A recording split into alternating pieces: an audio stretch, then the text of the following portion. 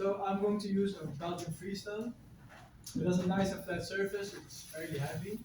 And I'll use this to combine these two together into a nice and fine paste. Would you like to help me with this?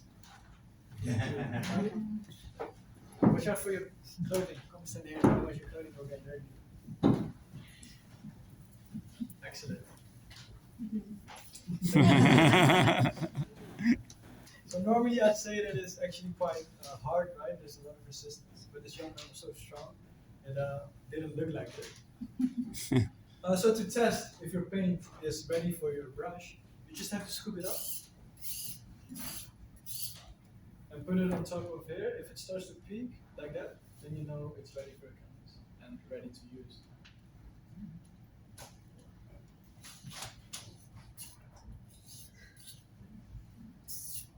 So that's going to be the example of my red and yellow ochre.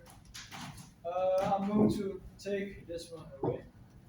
And then I'm going to tell you that these are all of the pigments that Rembrandt has used in his lifetime.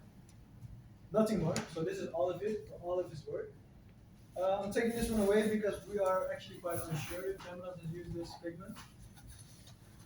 Some people say he did, some people say he didn't. But the reason that I'm showing you this pigment is because it's a very special pigment. And the second one being that we know for a fact that a lot of the students has used this pigment right here. And so that's why we are showing you this, because we taught the students one room up. And we have a lot of paintings hanging around this house from the students as well. And so this pigment is called ultramarine blue. And ultramarine comes from a stone, from the lapis lazuli stone. Originates from Afghanistan, and it's very poetic because ultramarine literally means over the sea. And this pigment is also very special because it's not only called ultramarine blue, it's also referred to as heavenly blue. And the reason is this pigment was also the most expensive out of these bunch. It was considered worth more than gold, literally more than gold. And so heavenly blue was only reserved for very important figures. One example is Rogier van der Weyden, an artist. He created a painting called The Uncrossing of Jesus Christ. And Virgin Maria is on there as well. And Virgin Maria's dress is always coated in ultramarine or heavenly blue. And the reason that this pigment in the 16th century was more expensive than gold is because the process of separating the lapis or the lazulite from the lapis lazuli stone was very difficult. So the lapis lazuli stone consists mainly of three components. One being the lazulite, which is only a very, very small percentage of the lapis lazuli. Second one being the calcite, which is normally a lot more white. I just have a very blue example. And pyrite. So all of these three components make up the lapis lazuli stone. And nowadays it's very easy. We use X-rays to heat up the lapis lazuli from inside, and then drop it in ice cold water, and from shock it would break, right? Back then, Rembrandt didn't have X-rays, and so he had to heat it up still until very high temperatures, and then drop it in cold water so it could break. And since this process was so difficult, and since the lapis lazuli stone came from so far, this is what made the hefty price tag of considering being worth more than gold. Then we've got the pyrite, and I'm going to tell you a little bit about pyrite. Pyrite is also called fool's gold. So pyrite resembles at first glance, it looks like gold. So if I was sifting for gold, right, and I saw pieces of pyrite inside my sand, or in between my sand, I'd get very happy, right? I'd celebrate, I thought I was going to be a rich man. And then I'd go to the bank with my pyrite, and hoping to exchange it for currency. But the bankers would just laugh at me, they would make me a fool, because it's not real gold, right? So this is why pyrite also got the name fool's gold, or goud der dwazen in Dutch. Then we've got a blue that Rembrandt did use a lot. This is cobalt glass, also known as smalt. And cobalt glass has a very nice property to it. It's very versatile. So depending on how fine I crush my cobalt glass, determines the shade or tone of my color blue. So the finer I crush it, the lighter it becomes. And the more coarse I crush it, the darker tone I'll get for cobalt glass. Cobalt glass, smalt, come from Hungary. And I've got two more from Hungary. I've got azurite, which contains a little bit of glass as well. This is why it shines a little bit. And the mint color comes from malachite, both from Hungary. Yeah. I already talked about my red and yellow ochre, using on the crops. Sienna and burnt sienna, so these are the same. Only one type of sand, and the burnt sienna is well burnt, right? Which frees up the iron and makes it a little bit more dark. Then we've got umber and castle earth from Castle, Germany. And then our only dye. So this is our only dye. All of these are pigments. The difference is the texture. Pigment is a lot more crumbly, and the dye is a lot more smooth, a lot more fine, right? Which you can tell. And this dye comes from a plant, from the roots from a madder plant. You cook out this root, let the water evaporate, and you'd be left over with the dye. The dye by itself would very difficultly combine with the linseed oil. So Rembrandt would use to mix it with something translucent. So he'd mix it with chalk, and the chalk would help absorb the linseed oil way better than the dye alone does. Then we got Vivianite. Vivianite wasn't discovered until quite recently. This is in a lot of artist paintings, including that of Rembrandt. So this one is searched locally. It comes from a province in the Netherlands called Drenthe, so in the very bottom of Drenthe. And it gives a very grey, it also has a very small hue of green into it. And now I'm going to talk about crowd shocker. And this is a crowd shocker because we still use this pigment today in everyday products. So this is called carminic red, or blue red. And carminic red we use in everyday products. So think about your cosmetics, your lipstick, your blushes, but also in food products. So in the Netherlands we have a pink drink called feestie, we have roze koeken, kampoesen. But you're probably familiar with red M&Ms, red Smarties, red wine gums, in yogurt, and everything that's pink, red color comes from carmine red. And this is the kind of shocking part. So these things right here, these are insects. So these are cochineal lice. And the cochineal lice, they live on cacti, South America, Central America, I think about Mexico. And these lice, they get handpicked. The reason they get handpicked is because only the female lice are needed to get carmine red. And this is because the female lice, they produce something called carminic acid, and which is what gives the carmine red color, right? So it's not only the blood and the parts of animals that we consume, it's part of it that they get dried up, crushed, and pulverized. But it's mainly the carminic red which gives the carminic acid, which gives the carmine red color. So here in the Netherlands or here in Europe, actually we're quite smart, right? If I were to buy a bag of M&Ms or a bag of wine gums to snack on, and I saw insects in there, I'd maybe skip it, right? Not my thing. But in Europe, we're smart, right? We hide everything behind E numbers. So carmine red is an E, a dash, and the number 120. So if you're vegan, if you see E 120, washed up lice. So maybe skip it. I still eat M&Ms, even though I know this.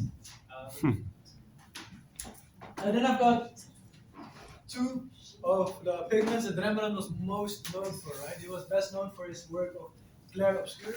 His work is play with light and dark. So I've got white behind cover for a very good reason. And I've got Rembrandthuis in my hands right here, or bone black. And bone black, or Rembrandthuis, you've already guessed it, sourced locally as well. You probably went around the corner to the nearest slaughterhouse, and it also butchered for the remains of animals, and you would burn their bones. And the result is a very deep, very rich, and intense color black, as shown right here, which you use for your shadows. So all of these and all of these are real elements, right? I can touch these are real sands, these are the real madder plant root, normal glass, and real lapis real lice, a real bone, a hope from an animal. But I can touch these, I can show you these, but I cannot show you these because these, or I can show you these, but I cannot touch these because these are the four pigments which are very deadly, which Rembrandthuis used. So I'm going to start with white, since I've already mentioned it. And so white comes from a piece of metal. So this is lead. It's called lead white.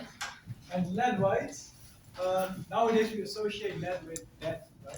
It was very dangerous, especially when the lead heats up and you inhale the fumes. It will never leave your system. You can get very nasty illnesses, one of them being cancer, right? So, but we didn't know back then. But we can also almost compare it to asbestos. We used asbestos for water pipes, and we didn't know the risk to it. So back then they didn't know the risk to lead either. And it was inside the walls, inside the glasswork, it was all around us, right? And I think Queen Elizabeth I even put lead white on her face. It was also a good practice in Japan, in East Asia. The geishas, they also put lead white on their face. And you can imagine how fast your health will deteriorate after putting such a toxic metal on top of your face. But lead white had actually had a lot of great characteristics or properties. So lead white is the purest form of white, which you can get still today. Well, today, in Europe at least, lead white is banned, but you can still use lead white outside of Europe. And I've heard from a woman last week that a lot of artists, she knew a lot of artists who imported lead white, or real lead white from outside of Europe, to use in their artwork, which I wouldn't recommend because that's very deadly. But lead white has a lot of great properties, one of them being the purest and the widest forms of white that you can get still today. And the question might arise, how do you get lead white, or the purest forms of white, from a gray, oxidized piece of metal, right? And this is where chemistry is involved. So you heat up your lead, which frees up those fumes, nasty. So you could boil it up like this, and it could fit in this face. Then you would fill your face up with an acid, and then cover the top of your horse manger or horse poo. And the horse poo would heat up because of the acid underneath. And over a span of a few days, a chemical reaction will occur inside of the lead and on top of the lead, which you could scrape off. This would be your lead white. So lead white, as I already mentioned, has a lot of great properties, one of them being the purest and the widest forms of white that you can get. The second one being the texture. As lead white starts to dry, it becomes very thick, and you can almost sculpt inside of your paint. And then the third correlates to the second one as well, and also is secreted by Rembrandt's paintings need less restoration than modern day oil paintings. And as we all know, oil paint made from oil doesn't evaporate in air, so it doesn't really ever dry, right? So as it starts to age, it starts to crack, it starts to crumble. Lead white would immensely slow this process, because lead white, after coming in contact with oxygen or air, it would become very, very hard, and it would act as a protective layer, a protective barrier on top of Rembrandt's paintings. The only drawback, as I've just mentioned already, is you could literally die. So I wouldn't recommend using it, right? The risk for me at least, doesn't outweigh what you get out of it. Then we go to your left hand side, a very white, very light yellow. And this yellow is called lead tin yellow. So yeah, you've already guessed it. It's lead, it's tin, and the color is very light yellow. And alchemists have created this color, this pigment, because they were looking for an easy and cheap way to get rich. They thought if I combine lead with tin, then magically gold would appear in front of me. Unfortunately for them and for me, this is not how the world works. So they created lead tin yellow instead, right? Then we got something that resembles more of a gold-like appearance. This is called pigment. When you crush it up, the pigment is a very deep yellow pigment. And orpiment is very dangerous because it contains arsenic sulfide. So orpiment comes from Central Asia, also found in Hungary. I'm not sure if it's still found in Hungary today.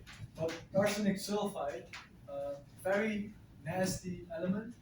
It wasn't even traceable until quite recently. So I think around the 90s, arsenic sulfide became traceable. So it was even the preferred killing method in between the 60s and 90s to use arsenic sulfide, especially in between marriages. So if you couldn't get it before, you just put a little bit of arsenic sulfide inside of your spicy food until eventually you could be married again. Nowadays, not a good idea. It is traceable. It's far quicker or faster. I don't think it's cheaper per se, but a lot more humane to just get it before, which is my recommendation, right? So Now my favorite element. This is cinnabar or vermilion, and it's my favorite because it's a very deep red orange color, and orange is my favorite color, so that explains why it's my favorite. So cinnabar contains sulfur, which in itself not very dangerous. It's also in your matchsticks, right? But the gray hue on top of this, on top of the cinnabar, comes from mercury, which mercury kind of dangerous. You wouldn't want to play with it for too long. But despite Rembrandt using all of these four deadly pigments, especially lead white in almost all of his paintings, Rembrandt still lived up to an age of 63, which you can imagine back in the 16th century, 1600s, right? Was a very nice, beautiful age to die in. Especially considering that you didn't have access to clean drink water. If I were 8, I was fed beer already because that was a form of water, right? And so 63 was a very nice age to die at. So Rembrandt was either one of three things. He was either very lucky, he was either very healthy and consumed a lot of the linseed superfoods, or he made his students do all of the heavy lifting. It's probably a great combination of all three. That's going to be the end of my demonstration. If you've got any more questions, please feel free to ask me. And if you've missed it, I'm going to do another one in about 30 minutes. I'm going to break now.